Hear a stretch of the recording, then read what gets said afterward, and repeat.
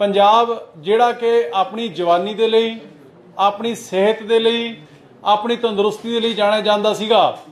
पिछले समय ਦੀਆਂ ਮਾੜੀਆਂ ਸਰਕਾਰਾਂ ਤੇ ਮਾੜੀਆਂ ਲੀਡਰਸ਼ਿਪਾਂ ਦੀ ਮਾੜੀਆਂ ਨੀਤੀਆਂ ਦੀ ਵਜ੍ਹਾ ਕਰਕੇ ਪੰਜਾਬ ਅੱਜ ਜਿਸ ਕਗਾਰ ਦੇ ਉੱਪਰ ਪਹੁੰਚ ਚੁੱਕਿਆ, ਉਹਦੇ ਵਿੱਚ ਦੋ ਸਭ ਤੋਂ ਵੱਡੇ ਕਾਰਨ ਜੇ ਹਨ ਤਾਂ ਉਹ ਇੱਕ ਡਰੱਗਸ और दूसरा ਜਿਹੜਾ ਸਮੇਂ-ਸਮੇਂ ਦੀਆਂ ਸਰਕਾਰਾਂ और ਲੀਡਰਾਂ ਨੇ ਗੈਂਗਸ और ਗੈਂਗਸਟਰਸ ਦਾ ਕਲਚਰ ਹੈ ਜਿਹੜਾ ਉਹ ਪੰਜਾਬ ਦੇ ਵਿੱਚ ਪੈਦਾ ਕੀਤਾ, ਉਹਦੀ ਪੁਸ਼ਤ ਪਨਾਹੀ ਕੀਤੀ ਤੇ ਉਹ ਪ੍ਰਫੁੱਲਤ ਹੋਇਆ। पर जिस दिन दी भगवंत मान जी की आम आदमी पार्टी की सरकार बनी है और जिस दिन भगवंत मान जी ने शहीद आजम सरदार भगत सिंह जी की पवित्र धरती नूं नतमस्तक होकर सौं चुकी पंजाब की ईमानदारी, वफादारी ते कमिटमेंट दे नाल सेवा करन दी, उस दिन का ही इन्हां दोनों अलामतां दे उपर नशियां और गैंगस्टर कल्चर दे उपर नकेल जबरदस्त तरीके दे नाल कसी जा रही है। और यह मैं नहीं बोलता है, तत्थ बोलते हैं, फैक्ट्स बोलते हैं कि जिस तरीके दे नाल सरकार बनते सार भगवंत मान जी की सरकार ने एंटी गैंगस्टर टास्क फोर्स बनाई, उसका गठन किया और जिस तरीके दे नाल ये टास्क फोर्स काम कर रही है, मैनू दसदे हुए यह साडी टास्क फोर्स के उपर साडे मुख मंत्री के उपर माण महसूस हो रहा है कि पिछले एक महीने दे विच 90 गैंगस्टर्स ने जिहड़े वो धर दबोचे गए ने, वो फड़ ले गए ने ते या वो न्यूट्रलाइज कर दिते गए ने, उन्हां दा खात्मा कर दिता गया है। और मैं समझदा कि जो अज तो 3 दिन पहला जो दो वो गैंगस्टर जिहड़े कि साडे छोटे वीर और यूथ आइकॉन सिद्धू मूसेवाले दे मर्डर दे विच शामिल सीगे, जिस प्रोफैशनल तरीके दे नाल पंजाब पुलिस ने उन्होंने न्यूट्रलाइज किया। पहले तकरीबन 1.5-2 घंटे उन्होंने वार्निंग्स दित्तियां, अपील की कि तुसीं सरैंडर कर दो, नहीं किया हैगा। तो फिर उस तो बाद जिस प्रोफैशनल तरीके दे नाल उन्होंने न्यूट्रलाइज किया गया, उन्होंने खात्मा किया गया, मैं समझदा कि वो सचमुच काबिले तारीफ है। और ये मैं ये तो नहीं कहूँगा कि सिद्धू मूसेवाले का घाटा पूरा हो गया, क्योंकि जो किसी का नौजवान पुत चला जाए और अजिहा हज़ारां लखां लोगों का, नौजवानों का यूथ आइकॉन चला जाए, पर मैं समझदा कि उन्होंने हज़ारां उन्होंने प्रशंसकों और पेरेंट्स के कलेजे ठंड जरूर पई होएगी, एक हौसला जरूर मिला होएगा कि जिन्हां ने पाप कीता सीगा उन्होंने भगवंत मान जी की सरकार ने और पंजाब पुलिस ने उन्होंने उन्होंने अंजाम तक पहुँचा दिता। और पिछले 1.5 महीने तो तुसीं देखो किस प्रोफैशनल तरीके दे नाल कल्ले पंजाब दे विच ही ने अक्रॉस ऑल स्टेट्स है जिहड़ा ऑपरेशन है वो इन्हां गैंगस्टर्स नूं फड़न दा उन्होंने उन्होंने अंजाम तक पहुँचाउण दे विच पंजाब पुलिस लगी हुई है। सो ये जो 1 महीने की कार्रवाई की जो मैं गल करां तो मैं समझदा कि बहुत वड्डी वार्निंग है, बड़े स्पष्ट लफ्ज़ों दे विच वार्निंग है भगवंत मान जी की सरकार वालों उन्हां गैंगस्टर्स नूं। मैं अज तुहाडे जरिए अखीरली वार पंजाब सरकार वालों उन्होंने वार्निंग दे रहे हैं कि तुसीं ये जिहड़ा माड़ा कल्चर तुहानूं पिछले समय दी सरकारां ने ते पिछले समय दे लीडरां ने तुहाडी पुश्त पनाही करके तुहाडी पिठ थापड़ा करके तुहानूं गलत रस्ते चाड़ दिता सीगा। हुण इन्हां गैंगस्टर्स दे, इन्हां ड्रग माफियाज दे आका जिहड़े कि उन्हां नूं प्रोटैक्ट करदे सीगे, जिहड़े कि उन्हां नूं बनाउंदे और बचाउंदे सीगे, ਉਹ सत्ता ਦੇ ਵਿੱਚ नहीं हैगे, ਉਹ ਤਾਂ ਆਪੋ ਆਪਣਾ अंजाम ਭੁਗਤਣ ਦੇ ਲਈ ਜੇਲ੍ਹਾਂ ਦੇ ਵਿੱਚ ਪਹੁੰਚਣ ਦੀ ਵੇਟ ਹੈ ਜਿਹੜੀ ਉਹ ਕਰ ਰਹੇ ਨੇ। ਸੋ ਮੇਰੀ ਉਹਨਾਂ ਨੂੰ ਸਾਰੇ ਗੈਂਗਸਟਰਸ ਨੂੰ, ਸਾਰੇ ਡਰੱਗ ਮਾਫੀਆਜ਼ ਨੂੰ ਅੱਜ ਸਰਕਾਰ ਵੱਲੋਂ ਲਾਸਟ ਵਾਰਨਿੰਗ ਹੈ ਕਿ ਤੁਸੀਂ ਇਹ ਗਲਤ ਰਾਹ ਹੈ ਜਿਹੜਾ ਇਹ ਛੱਡੋ, ਨਹੀਂ ਤਾਂ ਉਹਨਾਂ ਦੇ ਅੰਜਾਮ ਤੱਕ ਪਹੁੰਚਣ ਦੇ ਵਿੱਚ ਬਹੁਤਾ ਸਮਾਂ ਨਹੀਂ ਲੱਗੇਗਾ। ਇਸੇ ਤਰੀਕੇ ਦੇ ਨਾਲ ਡਰੱਗਸ ਦੀ ਜਦੋਂ ਆਪਾਂ ਗੱਲ ਕਰਦੇ ਹਾਂ, ਪਿਛਲੇ 2 ਹਫ਼ਤਿਆਂ ਦੇ ਵਿੱਚ जिस तरीके दे नाल बाकी वक्खो वक्खरियां जिहड़ियां रिकवरीज होईयां ने उन्हां दी डिटेल दे विच मैं ना जांदा होया, मैं समझदा कि जो 2 बहुत वड्डियां कार्रवाइयां जिस तरीके दे नाल कल तुसीं देखिया कि 3 घंटे दे लई ही पंजाब पुलिस ने अक्रॉस ऑल स्टेट्स तकरीबन 10-12 हज़ार के करीब की नफरी ने पंजाब पुलिस दे जवानों ने नाके ला के रिकवरियां की, तकरीबन 7,10,000 के करीब अलग अलग तरह के जिहड़े गोलियां और कैप्सूल्स ने वो रिकवर किए गए ने। हुण तक दी I think one of the largest recoveries ने ये ਇਸੇ ਤਰੀਕੇ ਦੇ ਨਾਲ 2 ਹਫ਼ਤੇ ਪਹਿਲਾਂ ਪੰਜਾਬ ਪੁਲਿਸ ਦੀ ਕੋਆਰਡੀਨੇਸ਼ਨ ਦੇ ਨਾਲ ਮਹਾਰਾਸ਼ਟਰ ਤੇ ਗੁਜਰਾਤ ਦੇ ਵਿੱਚ 147 ਕਿਲੋ ਹੈਰੋਇਨ ਸੀ ਜਿਹੜੀ ਉਹ ਫੜੀ ਗਈ ਸੀਗੀ। यूपी ਦੇ ਵਿੱਚ ਸਹਾਰਨਪੁਰ ਦੇ ਵਿੱਚੋਂ ਹਜ਼ਾਰਾਂ ਦੀ ਤਾਦਾਦ ਦੇ ਵਿੱਚ ਗੋਲੀਆਂ ਨੇ ਜਿਹੜੀਆਂ ਉਹ ਫੜੀਆਂ ਗਈਆਂ ਨੇ। ਔਰ ਇਹ ਸਾਰਾ ਕੰਮ ਹੈ ਜਿਹੜਾ ਇਹ ਲੰਮੇ ਸਮੇਂ ਤੋਂ ਜਿਹੜਾ ਪਿਛਲੀਆਂ ਸਰਕਾਰਾਂ ਤੇ ਲੀਡਰਾਂ ਦੀ ਪੁਸ਼ਤ ਪਨਾਹੀ ਦੇ ਨਾਲ ਚੱਲ ਰਿਹਾ ਸੀਗਾ ਉਹ ਖਾਤਮੇ ਵੱਲ ਵੱਧ ਰਿਹਾ ਹੈ। ਔਰ ਮੈਂ ਇਹ ਬੜੇ ਵਿਸ਼ਵਾਸ ਦੇ ਨਾਲ ਬੜੇ ਹੌਸਲੇ ਦੇ ਨਾਲ ਕਹਿ ਸਕਦਾ ਕਿ ਡਰੱਗ ਮਾਫੀਆਜ਼, ਸੈਂਡ ਮਾਫੀਆਜ਼ ਔਰ ਜਿਹੜੇ ਗੈਂਗਸਟਰਸ ਨੇ, ਗੈਂਗ ਵਾਰਜ਼ ਨੇ, ਇਹ ਥੋੜੇ ਸਮੇਂ ਦੇ ਵਿੱਚ ਹੀ ਇਹ ਬੀਤੇ ਸਮੇਂ ਦੀਆਂ ਗੱਲਾਂ ਹੋ ਜਾਣਗੀਆਂ। ਸੋ ਇਹਨਾਂ ਸਾਰੇ ਮਾਫੀਆਜ਼ ਨੂੰ, ਇਹਨਾਂ ਸਾਰੇ 2 ਨੰਬਰ ਦਾ ਧੰਦਾ ਕਰਨ ਵਾਲਿਆਂ ਨੂੰ, ਇਹਨਾਂ ਸਾਰੇ ਉਹਨਾਂ ਲੋਕਾਂ ਨੂੰ ਜਿਹੜੇ ਕਿ ਗਲਤ ਰਾਹੇ ਪੈ ਕੇ ਕਾਨੂੰਨ ਨੂੰ ਕਾਨੂੰਨ ਨਹੀਂ ਸਮਝਦੇ ਹੈਗੇ, ਉਹ ਜਾਂ ਤਾਂ ਸਹੀ ਰਾਹ ਤੇ ਸਹੀ ਲੀਹ ਤੇ ਚੜ ਜਾਣ ਤੇ ਜਾਂ ਤਾਂ ਉਹ ਇਹ ਕਾਰੋਬਾਰ ਹੈ ਜਿਹੜਾ ਨਸ਼ਿਆਂ ਦਾ, ਡਰੱਗਸ ਦਾ, ਗੈਂਗਸ ਦਾ, ਇਹ ਛੱਡ ਦੇਣ ਜਾਂ ਪੰਜਾਬ ਛੱਡ ਦੇਣ ਤੇ ਜਾਂ ਫਿਰ ਉਹਨਾਂ ਨੂੰ ਆਪਦੀ ਆਜ਼ਾਦੀ ਹੈ ਜਿਹੜੀ ਉਹ ਛੱਡਣੀ ਪਊਗੀ। ਕਿਉਂਕਿ ਹੁਣ ਉਹ ਪਹਿਲਾਂ ਵਾਲਾ ਸਮਾਂ ਨਹੀਂ ਰਿਹਾ ਹੈਗਾ ਕਿ ਇੱਥੋਂ ਸੱਤਾ ਦੇ ਗਲਿਆਰਿਆਂ ਦੇ ਵਿੱਚੋਂ ਇਹਨਾਂ ਲੋਕਾਂ ਦੀਆਂ ਪੁਸ਼ਤ ਪਨਾਹੀਆਂ ਹੁੰਦੀਆਂ ਸੀਗੀਆਂ, ਉਹਨਾਂ ਲੋਕਾਂ ਨੂੰ ਥਾਪੜੇ ਦਿੱਤੇ ਜਾਂਦੇ ਸੀਗੇ। ਸਰਕਾਰ ਦਾ, ਭਗਵੰਤ ਮਾਨ ਜੀ ਦੀ ਵਚਨਬੱਧਤਾ ਨੂੰ ਦੁਹਰਾਉਣ ਦੇ ਲਈ ਮੈਂ ਅੱਜ ਇੱਥੇ ਤੁਹਾਡੇ ਰੂਬਰੂ ਹੋਇਆ ਔਰ ਪੰਜਾਬ ਦੇ ਉਹਨਾਂ ਲੱਖਾਂ ਲੋਕਾਂ ਨੂੰ ਜਿਹੜੇ ਪਿੰਡਾਂ ਦੇ ਵਿੱਚ ਬੈਠੇ ਨੇ, ਜਿਹੜੇ ਲੋਕ ਗਲੀਆਂ ਮੁਹੱਲਿਆਂ ਦੇ ਵਿੱਚ ਬੈਠੇ ਨੇ, ਉਹਨਾਂ ਨੂੰ ਵੀ ਮੈਂ ਅਪੀਲ ਕਰੂੰਗਾ ਕਿ ਪੰਜਾਬ ਨੂੰ, ਰੰਗਲੇ ਪੰਜਾਬ ਨੂੰ, ਉੜਤਾ ਪੰਜਾਬ ਤੇ ਕੰਗਲਾ ਪੰਜਾਬ ਬਣਾਉਣ ਵਾਲਿਆਂ ਨੇ, ਜਿਨ੍ਹਾਂ ਨੇ ਬਣਾਇਆ ਕੰਗਲਾ ਤੇ ਉੜਤਾ ਪੰਜਾਬ, ਉਹਨਾਂ ਦੇ ਖਿਲਾਫ ਸਰਕਾਰ ਦੀ ਮੁਹਿੰਮ ਜਾਰੀ ਹੈ। ਲੋਕਾਂ ਦਾ ਸਾਥ ਚਾਹੀਦਾ ਹੈ। ਜਿੱਥੇ ਕਿਤੇ ਵੀ ਲੋਕਾਂ ਨੂੰ ਲੱਗਦਾ ਹੈ ਕਿ ਇੱਥੇ ਕੋਈ ਨਸ਼ਿਆਂ ਦਾ ਤਸਕਰ ਉਹਨਾਂ ਦੇ ਪਿੰਡਾਂ ਦੇ ਵਿੱਚ ਤੁਰਿਆ ਫਿਰਦਾ ਹੈ, ਉਹਨਾਂ ਦੇ ਗਲੀਆਂ ਮੁਹੱਲਿਆਂ ਦੇ ਵਿੱਚ ਤੁਰਿਆ ਫਿਰਦਾ ਹੈ, ਕੋਈ ਗਲਤ ਐਕਟੀਵਿਟੀ ਕਰਦਾ ਨਜ਼ਰ ਆਉਂਦਾ ਹੈ ਤਾਂ ਉਹ ਸਰਕਾਰ ਨੂੰ, ਪੁਲਿਸ ਨੂੰ ਇਨਫੋਰਮ ਕਰੋ। ਉਹਨਾਂ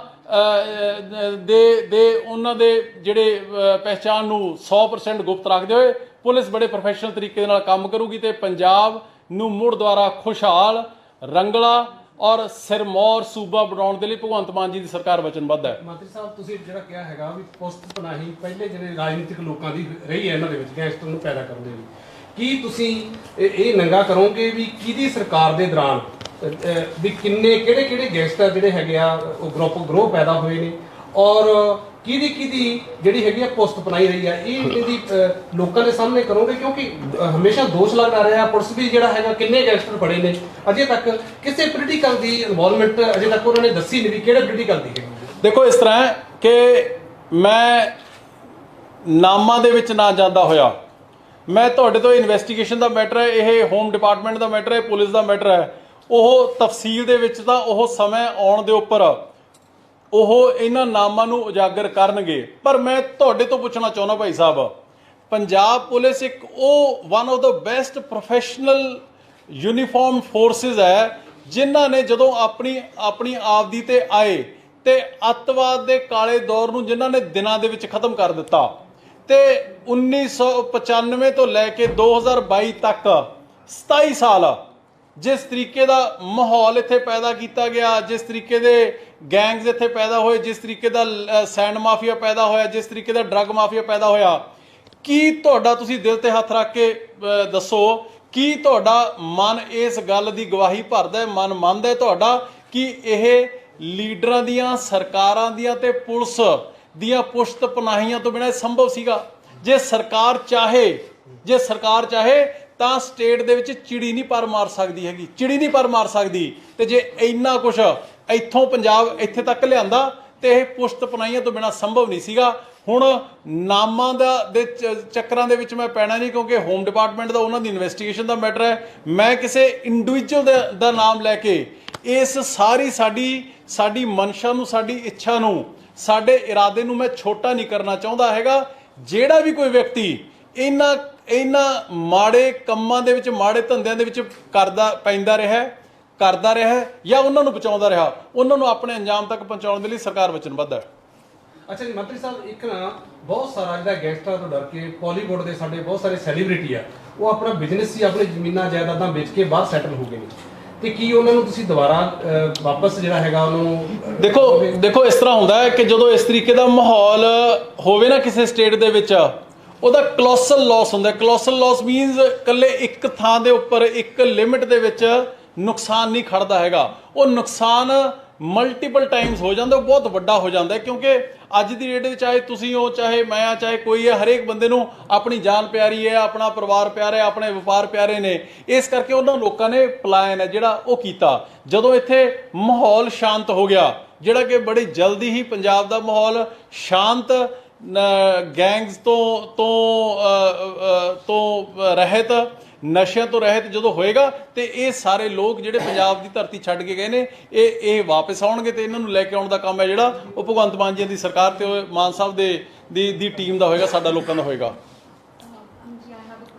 ਜੀ ये जो recent जो भी incidents हो रहे हैं पंजाब में, do you think it's part of a larger political conspiracy? Because you just spoken about gangsters and do you think it's part of a larger political conspiracy since the AAP government has come to power? See, to be very honest, if I say that and you'll ask for any proof, as of now, as of today, I don't have any proof for that, number one. And even if I have it, I will not disclose it to the media and public today, because until and unless that does not come with facts and figures from any official source, there is no point of just say it for the sake of saying.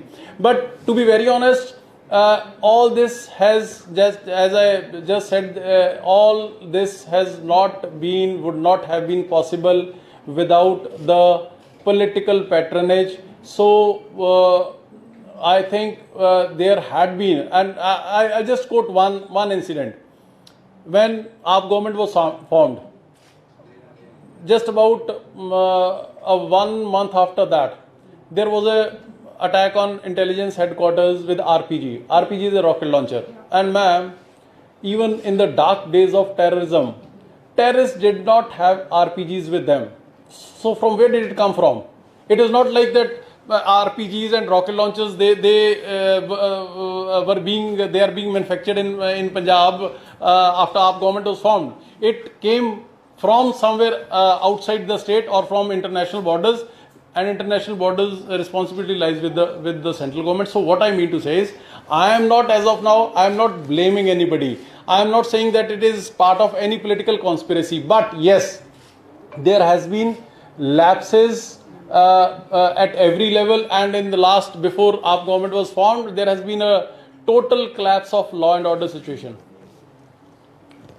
ਤੁਸੀਂ ਕਿਹਾ ਕਿ ਜਿਹੜੇ gangster ਉਹ ਛੱਡਦੇ ਨੇ ਸਾਰੇ ਕੰਮਕਾਰ, ਉਹਨਾਂ ਨੂੰ ਤੇ ਸਮਝਾਉਣ ਦਾ ਕੋਈ ਸਰਕਾਰ ਦੇ ਵੱਲੋਂ ਕੋਈ ਪਲਾਨ ਯੋਜਨਾ ਐਵੇਂ ਦੀ ਬਣਾਈ ਗਈ ਹੈ? ਨਹੀਂ, ਸਮਝਾਉਣ ਦਾ ਦੇਖੋ, ਹੁਣ ਇਹੋ ਜਿਹਾ ਨੂੰ ਸਮਝਾਇਆ ਤਾਂ ਜਾ ਕੇ ਕੀ ਸਕਦਾ, ਉਹਨਾਂ ਨੂੰ ਵੀ ਪਤਾ ਹੀ ਹੈ ਵੀ ਉਹ ਗਲਤ ਕੰਮ ਕਰ ਰਹੇ ਨੇ। ਪਹਿਲਾਂ ਗਲਤ ਕੰਮ ਚੇਸ ਕਰਕੇ ਪੈ ਗਏ ਸੀਗੇ, ਕਿਉਂਕਿ ਲੀਡਰਾਂ ਨੇ ਪਾਤੇ ਸੀਗੇ, ਉਹਨਾਂ ਨੂੰ ਇੱਕ ਨਵੀਂ ਦੁਨੀਆ ਦਿਖਾ ਦਿੱਤੀ ਗਈ ਸੀ, ਚੰਦ ਤਾਰੇ ਦਿਖਾ ਦਿੱਤੇ ਸੀਗੇ ਵੀ 4 ਦਿਨਾਂ ਤੁਸੀਂ ਇੰਨੇ ਲੱਖਾਂ ਕਰੋੜਾਂ ਦੇ ਮਾਲਕ ਬਣ ਜਾਓਗੇ। ਦੇਖੋ, ਇਹ ਚੀਜ਼ ਦਾ ਸਮਝਾਉਣ ਦਾ ਸਭ ਤੋਂ ਵੱਡਾ ਕੰਮ ਤਾਂ ਹੁੰਦਾ ਮਾਪਿਆਂ ਦਾ। ਦੂਜੇ ਨੰਬਰ ਤੇ ਜ਼ਿੰਮੇਵਾਰ ਆਉਂਦੀ ਹੈ ਸਮਾਜ ਦੀ। ਆਪਣੇ ਆਂਢ ਗੁਆਂਢ ਦੇ ਵਿੱਚ ਜੇ ਕੋਈ ਬੱਚਾ ਗਲਤ ਰਾਹੇ ਪੈ ਜੇ ਤੇ ਆਪਾਂ ਉਹਨਾਂ ਨੂੰ ਵੱਡੇ ਹੋਣ ਦੇ ਨਾਤੇ ਸਮਝਾਉਣੀ ਆ। ਤੀਜਾ, ਜ਼ਿੰਮੇਵਾਰੀ ਸਰਕਾਰ ਦੀ ਹੈ। ਸਰਕਾਰ ਕੋਲ ਜੇ ਕੋਈ ਇਹੋ ਜਿਹਾ ਵਿਅਕਤੀ ਆਊਗਾ ਕਿ ਜੀ ਮੈਂ ਕਿਸੇ ਸਮੇਂ ਦੇ ਵਿੱਚ ਗਲਤ ਪਾਸੇ ਪੈ ਗਿਆ ਸੀਗਾ ਤੇ ਮੈਂ ਉਹ ਸਾਰੇ ਰਾਹ ਛੱਡ ਕੇ ਮੈਂ ਹੁਣ ਮੁੱਖ ਧਾਰਾ ਦੇ ਵਿੱਚ ਆਉਣਾ ਚਾਹੁੰਦਾ, ਤੇ ਸਰਕਾਰ ਉਹਨੂੰ ਨਾ ਥੋੜ੍ਹੋ ਕਰੇਗੀ, ਬਲਕਿ ਸਰਕਾਰ ਉਹਨਾਂ ਨੂੰ ਸਪੋਰਟ ਕਰੇਗੀ। ਦੇਖੋ, ਬੱਚੇ ਕਿਹਦੇ ਨੇ? ਉਹ ਆਪਣੇ ਪੰਜਾਬ ਦੇ ਬੱਚੇ ਨੇ। ਜੇ ਗਲਤ ਰਾਹੇ ਪੈ ਗਏ, ਅੱਜ ਵੀ ਛੱਡ ਕੇ ਆਉਂਦੇ ਨੇ, ਤੇ ਮੇਰੇ ਖਿਆਲ ਦੇ ਵਿੱਚ ਉਹਨਾਂ ਦੇ ਇੱਕ ਸਿੰਪੈਥੈਟਿਕ ਵਿਊ ਦੇ ਨਾਲ ਆ ਸਰਕਾਰ ਸੋਚੇਗੀ ਔਰ ਸੋਚਣਾ ਚਾਹੀਦਾ। ਪਰ ਜੇ ਕੋਈ ਉਸ ਰਾਹ ਤੋਂ ਮੁੜਨਾ ਹੀ ਨਹੀਂ ਚਾਹੁੰਦਾ ਹੈਗਾ, ਫਿਰ ਤਾਂ ਉਹਦੇ ਅੰਜਾਮ ਤੱਕ ਪਹੁੰਚੇਗਾ। ਅਮਨ ਜੀ, ਜੇ ਵਾਪਸ ਮੁੜ ਕੇ ਆਉਣਾ ਚਾਹੁੰਦੇ ਨੇ, ਸਹੀ ਰਾਹ ਤੇ ਪਾਉਣਾ ਚਾਹੁੰਦੇ, ਉਸ ਵਾਸਤੇ ਕੀ ਯੋਜਨਾ ਸਰਕਾਰ ਦੀ? ਨਹੀਂ, ਦੇਖੋ ਤੁਸੀਂ ਇਹ ਬੜਾ ਹਾਈਪੋਥੈਟੀਕਲ ਸਵਾਲ ਸੀਗਾ ਭਾਈ ਸਾਹਿਬ ਦਾ। ਤੁਸੀਂ ਉਹ ਹਾਈਪੋਥੈਟੀਕਲ ਸਵਾਲ ਦੇ ਨਾਲ ਅੱਗੇ ਇੱਕ ਹਾਈਪੋਥੈਟੀਕਲ ਸਵਾਲ ਹੋਰ ਜੋੜ ਦਿੱਤਾ। ਮੈਂ ਤੁਹਾਨੂੰ ਆਪਣਾ ਵਿਊ ਪੁਆਇੰਟ ਦਿੱਤਾ ਵੀ ਜੇ ਇਸ ਤਰੀਕੇ ਦੀ ਸਿਚੁਏਸ਼ਨ ਆਉਂਦੀ ਹੈ ਤੇ ਇਹ ਹੋਣਾ ਚਾਹੀਦਾ ਹੈ ਜਾਂ ਹੋਊਗਾ। ਹੁਣ ਉਹ ਕੀ ਸੁਣੋ ਤਾਂ ਲਓ ਇੱਕ ਮਿੰਟ ਯਾਰ, ਤੁਸੀਂ ਸਵਾਲ ਜਿੰਨੇ ਮਰਜ਼ੀ ਕਰ ਲਓ, ਮੇਰਾ ਜਵਾਬ ਹੀ ਸੁਣ ਲਿਆ ਕਰੋ। ਜੇ ਇਸ ਤਰੀਕੇ ਦੀ ਸਿਚੁਏਸ਼ਨ ਆਉਂਦੀ ਹੈ, ਉਹੋ ਜਿਹੀ ਸਿਚੁਏਸ਼ਨ ਦੇ ਵਿੱਚ ਕੀ ਹੋਊਗਾ ਕੀ ਨਹੀਂ ਹੋਊਗਾ, ਇਹ ਸਰਕਾਰ ਟੇਕ ਕੇਅਰ ਕਰੂਗੀ। ਇਹ ਸਰਕਾਰ ਦਾ ਕੋਲੈਟਰਲ ਡਿਸੀਜਨ ਹੋਏਗਾ, ਇਹ ਮਾਨ ਸਾਹਿਬ ਦਾ ਡਿਸੀਜਨ ਹੋਏਗਾ। ਪਰ ਮੈਂ ਤਾਂ ਇੱਕ ਹਿਊਮੈਨਿਟੇਰੀਅਨ ਗਰਾਊਂਡ ਤੇ ਕਹਿ ਰਿਹਾ ਵੀ ਜੇ ਕੋਈ ਪੰਜਾਬ ਦਾ ਨੌਜਵਾਨ ਗਲਤ ਰਾਹ ਪੈ ਗਿਆ ਤੇ ਅੱਜ, ਔਰ ਉਹ ਪਿਆ ਨਹੀਂ, ਉਹਨੂੰ ਸਮੇਂ-ਸਮੇਂ ਦੇ ਸਰਕਾਰਾਂ ਨੇ ਲੀਡਰਾਂ ਨੇ ਪਾਇਆ ਤੇ ਜੇ ਉਹ ਰਾਹ ਛੱਡ ਕੇ ਮੁੜ ਕੇ ਆਉਣਾ ਚਾਹੁੰਦਾ ਹੈ ਤੇ ਉਹਨੂੰ ਇੱਕ ਮੌਕਾ ਦੇ ਦਿੱਤਾ ਜਾ ਹੋ ਸਕਦਾ ਕਿ ਦੇ ਦਿੱਤਾ ਜਾਵੇ, ਪਰ ਉਹ 'ਚ ਕੀ ਹੋਊਗਾ ਕੀ ਨਹੀਂ ਹੋਊਗਾ ਇਹ ਨਿਟੀ-ਗ੍ਰਿਟੀ 'ਚ ਮੈਂ ਨਹੀਂ ਪੈਂਦਾ ਹੈਗਾ। ਜਿਸ ਤਰੀਕੇ ਨਾਲ ਤੁਸੀਂ ਇਹ ਗੱਲ ਕਹਿ ਰਹੇ ਹੋ ਕਿ ਗੈਂਗਸਟਰ ਨੂੰ ਪਿਛਲੀਆਂ ਜਿਹੜੀਆਂ ਸਰਕਾਰਾਂ ਦੇ ਰਾਜਨੀਤਿਕ ਲੋਕ ਸੀ ਆਪਣੀ ਰਾਜਨੀਤਿਕ ਲਾਇਬ੍ਰੇਰੀ ਪੈਦਾ ਕਰਦੇ ਰਹੇ ਨੇ, ਇਹਨੂੰ ਇੱਕ ਸੁਝਾਅ ਦੇ ਤੌਰ ਤੇ ਵੀ ਲੈ ਸਕਦੇ, ਸਵਾਲ ਵੀ ਹੈ ਕਿ ਕੋਈ ਅਜਿਹੀ ਸਕੀਮ ਚਲਾਈ ਜਾ ਸਕਦੀ ਹੈ ਘਰ ਵਾਪਸੀ, ਜਾਂ ਕਿ ਉਹਨਾਂ ਨੂੰ ਇਹ ਡਰ ਨਾ ਹੋਵੇ ਕਿ ਜੇ ਉਹ ਹਥਿਆਰ ਛੱਡ ਕੇ ਕਿਸੇ ਚੰਗੇ ਕੰਮ ਤੇ ਜਾਂਦੇ ਨੇ ਤਾਂ ਉਹਨਾਂ ਨੂੰ ਕੋਈ ਨੁਕਸਾਨ ਨਾ ਹੋਵੇ। ਦੇਖੋ ਇਹਦੇ 'ਚ ਇਹ ਜਿਹੜਾ ਪ੍ਰੈਰੋਗੇਟਿਵ ਹੈ ਇਹ ਮਾਨ ਸਾਹਿਬ ਦਾ ਹੈ, ਕਿਉਂਕਿ ਉਹ ਮੁੱਖ ਮੰਤਰੀ ਵੀ ਨੇ, ਉਹ ਹੈਡ ਆਫ ਦਾ ਸਟੇਟ ਵੀ ਨੇ, ਉਹ ਹੋਮ ਮਿਨਿਸਟਰ ਵੀ ਨੇ। ਫਾਈਨਲ ਡਿਸੀਜਨ ਤਾਂ ਹੋਏਗਾ ਉਹਨਾਂ ਦਾ, ਬਟ ਡੈਫੀਨੇਟਲੀ ਯੈਸ ਜੇ ਇਸ ਤਰੀਕੇ ਦੀ ਕੋਈ ਸਿਚੁਏਸ਼ਨ ਅਰਾਈਜ਼ ਹੁੰਦੀ ਹੈ, ਮੈਂ ਮਾਨ ਸਾਹਿਬ ਨੂੰ ਇਕੱਲੇ ਸਿਆਸੀ ਤੌਰ ਤੇ ਨਹੀਂ, ਮੈਂ ਨਿੱਜੀ ਤੌਰ ਤੇ ਉਹਨਾਂ ਨੂੰ ਜ਼ਾਤੀ ਤੌਰ ਤੇ ਮੈਂ ਪਿਛਲੇ 30 ਸਾਲ ਤੋਂ ਉਸ ਇਨਸਾਨ ਨੂੰ ਜਾਣਦਾ ਜਿਨ੍ਹਾਂ ਦੇ ਜਿਹੜੇ ਜੇ ਕਿਤੇ ਕਿਸੇ ਡੰਗਰ ਪਸ਼ੂ ਦੇ ਵੀ ਕੋਈ ਡੰਡਾ ਮਾਰਦਾ ਦਿਖ ਜੇ ਨਾ ਉਹਨਾਂ ਨੂੰ ਉਸ ਚੀਜ਼ ਦਾ ਵੀ ਦਰਦ ਹੁੰਦਾ ਵੀ ਯਾਰ ਜੇ ਬੇਜ਼ੁਬਾਨ ਹੈ ਇਹਦਾ ਮਤਲਬ ਇਹ ਥੋੜ੍ਹਾ ਹੀ ਹੈ ਆਪਾਂ ਉਹ 'ਤੇ ਅਤਿਆਚਾਰ ਕਰੀ ਚੱਲੀਏ। ਸੋ ਇੰਨੇ ਨਰਮ ਦਿਲ ਮੁੱਖ ਮੰਤਰੀ ਨੇ ਸਾਡੇ। ਜੇ ਕੋਈ ਇਸ ਤਰੀਕੇ ਦੀ ਸਿਚੁਏਸ਼ਨ ਆਉਂਦੀ ਹੈ ਤੇ ਪੰਜਾਬ ਦੇ ਮੁੰਡਿਆਂ ਦੀ ਜ਼ਿੰਦਗੀ ਦੇ ਨਾਲ ਜਿਹੜੇ ਕਿ ਸਮੇਂ ਦੇ ਸਰਕਾਰਾਂ ਨੇ ਗਲਤ ਰਾਹ ਤੇ ਚਾੜ ਦਿੱਤੇ, ਜੇ ਕੋਈ ਇਹੋ ਜਿਹੀ ਸਿਚੁਏਸ਼ਨ ਆਉਂਦੀ ਤਾਂ ਜ਼ਰੂਰ ਉਸ ਦੇ ਅਕੋਰਡਿੰਗਲੀ ਫੈਸਲਾ ਲਿਆ ਜਾਏਗਾ। ਮੰਤਰੀ ਸਾਹਿਬ ਮੇਰਾ ਨਾ ਸਵਾਲ ਆ ਬੜਾ ਇਹ ਹੈਗਾ, ਬਾਕੀ ਮੇਰੇ ਸਾਥੀਆਂ ਦਾ ਆਪਣੇ ਵਿਚਾਰ ਨੇ। ਠੀਕ ਹੈ, ਕ੍ਰਿਮੀਨਲ ਇਹ ਕੋਈ ਉਹ ਮੂਵਮੈਂਟ ਨਹੀਂ ਹੈਗੀ ਸੀ ਜਾਂ ਕੋਈ ਨਿਸ਼ਾਨਾ ਸੀ ਇਹਨਾਂ ਦਾ, ਜਿਵੇਂ ਪਹਿਲਾਂ ਤਾਂ ਜਿਹੜੀਆਂ ਨਿਸ਼ਾਨੇ ਹੁੰਦੇ ਸੀਗੇ ਮੂਵਮੈਂਟਾਂ ਦੇ, ਤੇ ਇਹ ਗੈਂਗਸਟਰ ਆ ਤੇ ਕ੍ਰਿਮੀਨਲ ਆ। ਤੇ ਬਾਕੀ ਤੁਹਾਡੀ ਜਿਹੜਾ ਅੱਜ ਬਿਆਨ ਵੀ ਆਇਆ, ਪਹਿਲਾਂ ਸਰਕਾਰ ਅਪੀਲ ਕਰਦੀ ਸੀ ਤੇ ਤੁਸੀਂ ਅੱਜ ਵਾਰਨਿੰਗ ਦਿੱਤੀ ਹੈ ਵੀ ਉਹਨਾਂ ਨੂੰ ਕਿਹਾ ਵੀ ਲਾਸਟ ਵਾਰਨਿੰਗ ਆ ਹਾਂ ਪਹਿਲਾਂ ਉਹਨਾਂ ਨੇ ਅਪੀਲ ਕੀਤੀ ਹੈ, ਜਿਵੇਂ ਪਿਛਲੀਆਂ ਮੂਵਮੈਂਟਾਂ ਦੇ ਜਿਹੜੇ ਉਹਨਾਂ ਦਾ ਨਿਸ਼ਾਨਾ ਹੁੰਦਾ ਸੀਗਾ, ਜਿਹੜੀਆਂ ਲਹਿਰਾਂ ਹੁੰਦੀਆਂ ਸੀਗੀਆਂ, ਇਹਨਾਂ ਦਾ ਕੀ ਕੋਈ ਨਿਸ਼ਾਨਾ ਨਹੀਂ। ਅੱਛਾ, ਜਿਹੜਾ ਯੂਥ ਸਾਡਾ ਬੜੀ ਚਿੰਤਾ ਦੀ ਗੱਲ ਹੈ, ਜਿਹੜਾ ਯੂਥ ਇਹਨੂੰ ਫਾਲੋ ਕਰ ਰਿਹਾ ਬਹੁਤ ਵੱਡੇ ਪੱਧਰ ਤੇ, ਉਹਦੇ ਬਾਰੇ ਤੁਸੀਂ ਕੀ ਉਹਨਾਂ ਨੂੰ ਕਰ ਰਹੇ ਹੋ? ਕਿਉਂਕਿ ਸੋਸ਼ਲ ਮੀਡੀਆ ਤੇ ਯੂਥ ਲੱਗਿਆ ਪਿਆ ਇਹਨਾਂ ਨੂੰ ਗੈਂਗਸਟਰਾਂ ਨੂੰ, ਤੇ ਤੁਸੀਂ ਦੇਖ ਹੀ ਰਹੇ ਹੋ ਕਿਵੇਂ ਉਹਨਾਂ ਨੂੰ ਜਿਹੜਾ ਹੈਗਾ ਗਲੋਰੀਫਾਈ ਹੋ ਰਹੇ ਨੇ। ਹਾਂਜੀ, ਉਹਨਾਂ ਨੂੰ ਕਿਵੇਂ ਪਾਸੇ ਉਹਨਾਂ ਤੋਂ ਧਿਆਨ ਹਟਾਉਣ ਦੀ ਕਰ ਰਹੀ ਹੈ ਸਰਕਾਰ? ਦੇਖੋ ਇਸ ਤਰ੍ਹਾਂ ਹੈ ਕਿ ਇਹਦੇ ਵਿੱਚ ਸਰਕਾਰ ਤਾਂ ਆਪਣਾ ਰੋਲ ਕਰ ਰਹੀ ਹੈ ਤੇ ਕਰੂਗੀ, ਪਰ ਮੈਂ ਭਾਈ ਸਾਹਿਬ ਤੁਹਾਡੇ ਤੋਂ ਪੁੱਛਣਾ ਚਾਹੁੰਦਾ ਕਿ ਇਹ ਜਿਹੜੀ ਗਲੋਰੀਫਿਕੇਸ਼ਨ ਆਫ ਆਰਮਸ ਹੋ ਰਹੀ ਹੈ, ਗਲੋਰੀਫਿਕੇਸ਼ਨ ਆਫ ਗੈਂਗਸਟਰਸ ਹੋ ਰਹੀ ਹੈ, ਗਲੋਰੀਫਿਕੇਸ਼ਨ ਆਫ ਡਰੱਗਸ ਦੀ ਹੋ ਰਹੀ ਹੈ, ਕਿ ਇਹਨੂੰ ਰੋਕਣਾ ਇਕੱਲਾ ਸਰਕਾਰ ਦਾ ਕੰਮ ਹੈ? ਇਹ ਸਭ ਤੋਂ ਪਹਿਲਾਂ ਲੈਟ ਮੀ ਕੰਪਲੀਟ, ਇਹ ਸਭ ਤੋਂ ਪਹਿਲਾਂ ਮਾਪਿਆਂ ਦਾ ਕੰਮ ਹੈ, ਇਹ ਦੂਜੇ ਨੰਬਰ ਤੇ ਸਮਾਜ ਦਾ ਕੰਮ ਹੈ, ਤੀਜੇ ਨੰਬਰ ਤੇ ਇਹ ਸਰਕਾਰ ਦਾ, ਮੀਡੀਆ ਦਾ, ਆਪਣੇ ਸਾਰਿਆਂ ਦਾ ਕੰਮ ਹੈ। ਇਹ ਜਿਹੜੀ ਗਲੋਰੀਫਿਕੇਸ਼ਨ ਹੋ ਰਹੀ ਹੈ ਇਹ ਤਾਂ ਐਵੇਂ ਬਿਨਾਂ ਗੱਲ ਤੇ ਕਿਸੇ ਨੂੰ ਜੰਡ ਤੇ ਚੜ੍ਹ ਕੇ ਮੁੜ ਕੇ ਪੌੜੀ ਚੱਕਣ ਵਾਲੀ ਗੱਲ ਹੈ। ਫੇਸਬੁੱਕਾਂ ਦੇ ਉੱਪਰ ਜਾਂ ਸੋਸ਼ਲ ਮੀਡੀਆ ਦੇ ਉੱਪਰ ਗਲੋਰੀਫਿਕੇਸ਼ਨ ਦੇ ਨਾਲ ਔਰ ਇਹੋ ਜਿਹੇ ਗਲਤ ਕੰਮ ਦੀ ਗਲੋਰੀਫਿਕੇਸ਼ਨ ਦੇ ਨਾਲ ਕਿਹਦਾ ਕੁਝ ਵਟਿਆ ਜਾਊਗਾ ਜੀ? ਇਕੱਲੇ ਪੰਜਾਬ ਦਾ ਨੁਕਸਾਨ ਹੋਣਾ, ਉਹਨਾਂ ਪਰਿਵਾਰਾਂ ਦਾ ਨੁਕਸਾਨ ਹੋਣਾ, ਉਹਨਾਂ ਗਲਤ ਰਾਹ ਦੇ ਉੱਪਰ ਚੜ੍ਹ ਚੁੱਕੇ ਮੁੰਡਿਆਂ ਦਾ ਨੁਕਸਾਨ ਹੋਣਾ। ਇਹੋ ਜਿਹੀਆਂ ਗਲੋਰੀਫਿਕੇਸ਼ਨਾਂ ਦੇ ਵਿੱਚ ਇਹ ਜੇ ਮੈਂ ਕਹਿੰਦਾ ਆਪਣਾ ਕੋਈ ਤੁਹਾਡਾ ਯਾਰ ਦੋਸਤ ਮਿੱਤਰ, ਜੇ ਕੋਈ ਆਪਣਾ ਵੀ ਭੈਣ ਭਰਾ ਵੀ ਇਸ ਕੰਮ ਦੀ ਗਲੋਰੀਫਿਕੇਸ਼ਨ ਕਰਦੇ ਤਾਂ ਆਪਾਂ ਨੂੰ ਰਿਸਪੌਂਸਿਬਲ ਸਿਟੀਜ਼ਨ ਹੋਣ ਦੇ ਨਾਤੇ ਆਪਾਂ ਨੂੰ ਰੋਕਣਾ ਚਾਹੀਦਾ ਹੈ, ਨਿੱਜੀ ਤੌਰ ਤੇ ਵੀ ਰੋਕਣਾ ਚਾਹੀਦਾ, ਸੋਸ਼ਲ ਮੀਡੀਆ ਦੇ ਉੱਪਰ ਵੀ ਰੋਕਣਾ ਚਾਹੀਦਾ ਕਿ ਭਾਈ ਇਹ ਕੰਮ ਨੇ ਤਾਂ ਪੰਜਾਬ ਪਹਿਲਾਂ ਲੰਬਾ ਸਮਾਂ ਕਾਲੇ ਦੌਰ ਦੇ ਵਿੱਚੋਂ ਗੁਜ਼ਰਦਾ ਰਿਹਾ, ਤੇ ਹੁਣ ਜੇ ਆਪਾਂ ਗੈਂਗਸਟਰ ਕਦੇ ਸੁਣੇ ਨਹੀਂ ਸੀ, ਯੂਪੀ ਬਿਹਾਰ ਦੇ ਵਿੱਚ ਸੁਣਦੇ ਹੁੰਦੇ ਸੀਗੇ, ਬੰਬੇ ਸੁਣਦੇ ਹੁੰਦੇ ਸੀਗੇ, ਤੇ ਪੰਜਾਬ ਦੇ ਵਿੱਚ ਗੈਂਗਸਟਰ ਇਹਨਾਂ ਗਲੋਰੀਫਿਕੇਸ਼ਨਾਂ ਨਾਲ ਨਹੀਂ ਕੁਝ ਹੋਣਾ ਹੈਗਾ ਜੀ। ਅਮਨ ਜੀ, ਚੰਡੀਗੜ੍ਹ ਦੇ ਅੰਦਰ ਐਚਸੀਐਸ ਅਧਿਕਾਰੀ ਜਿਹੜੇ ਨੇ ਉਹ ਵੱਧ ਰਹੇ ਨੇ, ਹਰਿਆਣਾ ਆਪਣਾ ਜਿਹੜਾ ਕੈਡਰ ਹੈ ਉਸ ਨੂੰ ਸਟਰੋਂਗ ਕਰ ਰਿਹਾ ਹੈ, ਇਸ ਨੂੰ ਕਿਵੇਂ ਦੇਖਦੇ ਹੋ ਔਰ ਕਿਆ ਪੰਜਾਬ ਕੋਈ ਇਸ ਨੂੰ ਲੈ ਕੇ ਕੋਈ ਇਨੀਸ਼ੀਏਟਿਵ ਵੀ ਲੈ ਰਿਹਾ? ਦੇਖੋ ਇਹ ਜਿਹੜਾ ਪਿਛਲੇ ਲੰਮੇ ਸਮੇਂ ਤੋਂ ਪੰਜਾਬ ਦੇ ਨਾਲ ਮਤਰੇਈ ਮਾਂ ਵਾਲਾ ਵਿਤਕਰਾ ਜਿਹੜਾ ਉਹ ਸੈਂਟਰ ਦੀਆਂ ਸਰਕਾਰਾਂ, ਚਾਹੇ ਉਹ ਯੂਪੀ ਦੀ ਰਹੀ ਤੇ ਚਾਹੇ ਐਨਡੀਏ ਦੀ ਰਹੀ, ਉਹ ਕਰਨ ਦੀਆਂ ਕੋਸ਼ਿਸ਼ਾਂ ਕਰਦੇ ਰਹੇ ਨੇ। ਔਰ ਇਹ ਇੱਕ ਇੰਸਟੈਂਸ ਨਹੀਂ ਹੈਗਾ, ਇਹ ਬਹੁਤ ਸਾਰੇ ਇੰਸਟੈਂਸਿਸ ਨੇ ਜਿਹੜੇ ਮੈਂ ਤੁਹਾਨੂੰ ਲੜੀਵਾਰ ਗਿਣਾ ਸਕਦਾ। ਪੰਜਾਬ ਚੰਡੀਗੜ੍ਹ ਪੰਜਾਬ ਦਾ ਸੀਗਾ, ਹੈਗਾ ਤੇ ਹਮੇਸ਼ਾ ਰਹੂਗਾ। ਇਹ ਸਟੈਂਡ ਹੈ ਜਿਹੜਾ ਬੜਾ ਕਲੀਅਰ ਹੈ, ਔਰ ਇਹਦੇ ਲਈ ਸਰਕਾਰ ਨੂੰ, ਮਾਨ ਸਾਹਿਬ ਨੂੰ ਕੁਝ ਵੀ ਕਿਸ ਹੱਦ ਤੱਕ ਵੀ ਜਾਣਾ ਪਿਆ ਅਸੀਂ ਜਾਵਾਂਗੇ। ਪੰਜਾਬ ਬੀਜੇਪੀ ਕਹਿ ਰਹੀ ਹੈ ਕਿ ਪੰਜਾਬ ਬੀਜੇਪੀ ਕਹਿ ਰਹੀ ਹੈ ਕਿ ਆਮ ਆਦਮੀ ਪਾਰਟੀ ਦੀ ਸਰਕਾਰ ਨੇ ਇਹ ਪੰਜਾਬ ਵੱਲੋਂ ਢਿੱਲ ਰਹੀ ਹੈ ਪੈਨਲ ਭੇਜਣੇ ਨੂੰ ਲੈ ਕੇ ਜਾਂ ਇਸ ਤਰੀਕੇ ਦੀ ਨਿਯੁਕਤੀਆਂ ਨੂੰ ਲੈ ਕੇ। ਕਿਹੜੇ ਪੈਨਲ ਜੀ? ਜਿਹੜੇ ਆਫੀਸਰਸ ਦਾ ਜਿਹੜਾ ਪੈਨਲ ਜਾਂਦਾ ਹੈ ਜਾਂ ਇਸ ਤਰੀਕੇ ਦੀ ਨਿਯੁਕਤੀਆਂ ਹੁੰਦੀਆਂ ਉਹ ਪੰਜਾਬ ਕਿਤੇ ਨਾ ਕਿਤੇ ਢਿੱਲਾ ਰਹੇ। ਨਹੀਂ, ਉਹ ਤਾਂ ਟੋਟਲ ਉਹਨਾਂ ਦੇ ਆਪ ਦਾ ਜਿਹੜੀ ਜ਼ਿੰਮੇਵਾਰੀ ਤੋਂ ਭੱਜਣ ਦੀਆਂ ਗੱਲਾਂ ਨੇ ਜੀ। ਪੰਜਾਬ ਦੇ ਹਿੱਤਾਂ ਦੀ ਜਿੱਥੇ ਵੀ ਗੱਲ ਆਈ ਹੈ, ਆਮ ਆਦਮੀ ਪਾਰਟੀ ਨੇ ਸਾਡੀ ਸਰਕਾਰ ਨੇ ਪੂਰਾ 100% ਪਹਿਰਾ ਤਾਂ ਹਾਂ। ਉਸ ਤੋਂ ਪਹਿਲਾਂ ਜਦੋਂ ਚਾਹੇ ਅਕਾਲੀ ਭਾਜਪਾ ਦੀ ਸਰਕਾਰ ਸੀ ਜਾਂ ਕਾਂਗਰਸ ਦੀਆਂ ਸਰਕਾਰਾਂ ਸੀਗੀਆਂ, ਉਹਨਾਂ ਦੇ ਕਿੱਥੇ ਫੇਲੀਅਰਸ ਰਹੇ ਉਹ ਮੈਂ ਤੁਹਾਨੂੰ ਬਹੁਤ ਵੱਡੀ ਲਿਸਟ ਹੈ, ਫੇਅਰ ਲਿਸਟ ਹੈ, ਮੈਂ ਤੁਹਾਨੂੰ ਗਿਣਾ ਦਿੰਦਾ।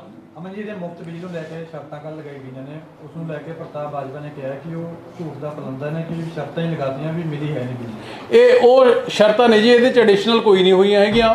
ਇਹ ਜਦੋਂ ਤੁਸੀਂ ਜੇ ਕਿਤੇ ਪਹਿਲਾਂ ਜਾ ਕੇ ਪਤਾ ਕਰੋਗੇ ਤੇ ਪਿਛਲੇ ਸਮੇਂ ਦੇ ਵਿੱਚ ਇੱਕ ਫਾਰਮ ਭਰਾਇਆ ਜਾਂਦਾ ਸੀਗਾ। ਜਦੋਂ ਪਹਿਲਾਂ ਇਹ 2 ਮਹੀਨੇ ਲਈ 400 ਦਿੰਦੇ ਸੀਗੇ ਤੇ ਹੁਣ ਅਸੀਂ 2 ਮਹੀਨੇ ਲਈ 600 ਕੀਤੀ ਹੈ। ਇੱਕ ਫਾਰਮ ਭਰਾਇਆ ਜਾਂਦਾ ਸੀਗਾ, ਸੈਲਫ ਡਿਕਲੇਰੇਸ਼ਨ ਫਾਰਮ, ਸਵੈ ਘੋਸ਼ਣਾ ਫਾਰਮ ਸੀਗਾ। ਇਹ ਉਹੀ ਫਾਰਮ ਪਹਿਲਾਂ ਭਰਾਇਆ ਜਾਂਦਾ ਸੀਗਾ, ਉਹੀ ਫਾਰਮ ਹੁਣ ਭਰਾਇਆ ਜਾਂਦਾ ਹੈ। ਫਾਰਮ ਦੇ ਵਿੱਚ ਤਾਂ ਕੋਈ ਚੇਂਜ ਹੀ ਨਹੀਂ ਹੋਈ ਹੈਗੀ, ਸਿਰਫ 400 ਤੋਂ ਵਧਾ ਕੇ ਅਸੀਂ 600 ਕੀਤੀ ਹੈ।